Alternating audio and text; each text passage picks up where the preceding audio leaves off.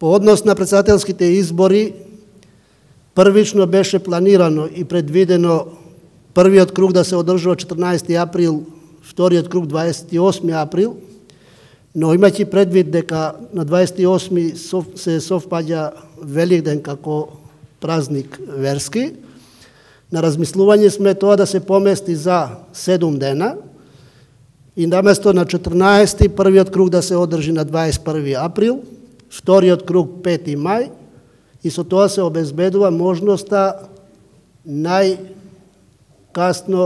8 февруари да се распишат председателските избори, за да се обезбеди законскиот оквир на обврските и на роковите во смисла на распишување избори, тоест санкционирано во членот 12 од изборниот законник, дека изборите се распишуваат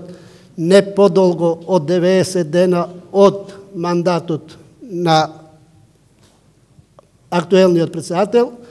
односно не подолго од 90 дена од денот на одржување на избори, но не пократко од 70 дена од денот на одржување на избори. И ако се реферираме на 21. минимум 70 дена се 9 февруари, односно 8 февруари да бидеме во рамки помеѓу 90 и 70 дена рамка за одржување на изборите. Со тоа што треба да се има во предвид, дека крајниот рок за инаугурација на новиот председател, ако се дојде до изборот, треба да се изврши на 12 мај, затоа што на 12 мај истекува мандатот, е последен ден од мандатот на актуелниот председател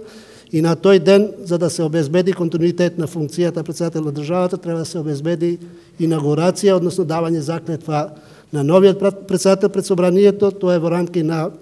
членот 81, последниот став, значи на Уставот, и со тоа треба да се обезбедат сите овие околности и рокови да може да се заврши.